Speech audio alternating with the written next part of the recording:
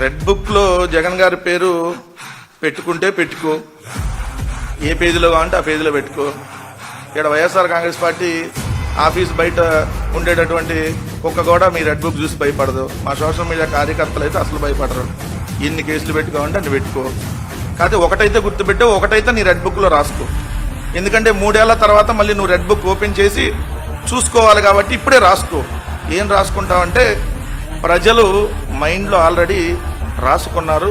అంటే ప్రజల మెదడులో అంటే మైండ్ బుక్లో ఆల్రెడీ మీ ప్రభుత్వం మీద రాసుకున్నారు.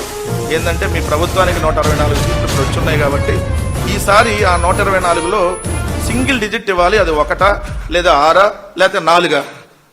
ఈ మూడిట్లో ఒక సంఖ్య ఇవ్వాలి, ముగ్గురికి కలిపి ఇవ్వాలని చెప్పి ప్రజలైతే మైండ్ బుక్లో ఆల్రెడీ రాసుకున్నారు. అది మేము ఇప్పుడు చెబుతున్నాం.